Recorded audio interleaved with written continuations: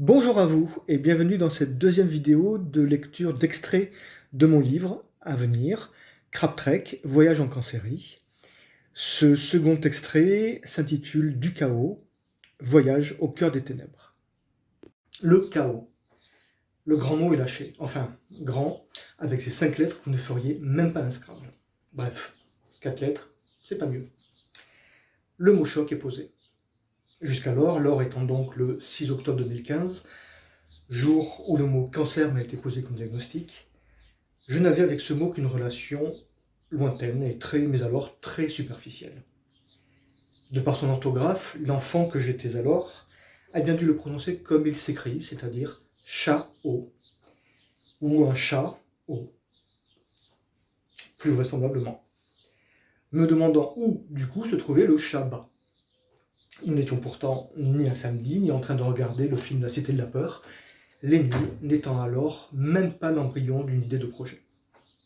Ciao, vite transformé en ciao, avec mon italien de l'époque, qui, je vous rassure, ne s'est pas forcément amélioré depuis. Un chat haut ou bas, ou un salut transalpin. Cela fait tout de même un peu léger, après une première approche, pour avoir une compréhension réelle et éclairante d'un tel mot. La suite n'est pas mieux, je vous aurais prévenu. Même si la sonorité était plus conforme, mon second rapport avec le mot chaos fut la chanson du groupe Indochine Kaobang. La petite fille est une guerrière, elle joue à ce qu'il ne faut pas faire. Kao, Kaobang. Et à travers de ce titre, Kaobang, je découvrais la bataille de Kaobang, première déroute militaire de l'Empire français dans ses colonies. Comme quoi, l'air de rien, et par le truchement de voix détournées, j'en venais au concept même du chaos. Bienvenue à Chaoland. Mais alors, c'est quoi le chaos ?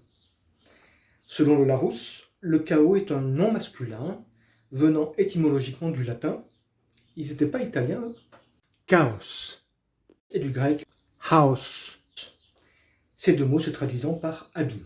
Spoiler alert. Retenez bien ce dernier mot, abîme.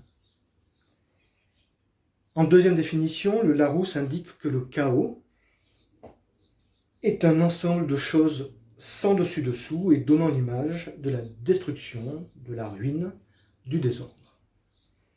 Tant que j'y suis, je vous donne également la définition numéro 3, et je garde la première définition pour plus tard. État de confusion générale. En résumé, c'est pas drôlatique. Et je dois l'avouer, ça ne l'a pas été.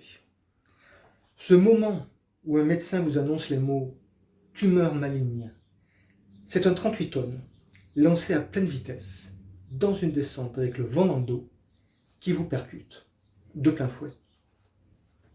Destruction, ruine, désordre, confusion. On dirait que le Larousse a déjà reçu un tel pronostic, tant ces mots reflètent ce que j'ai ressenti dans les secondes, les minutes, les heures qui ont suivi l'annonce, avec un grand A.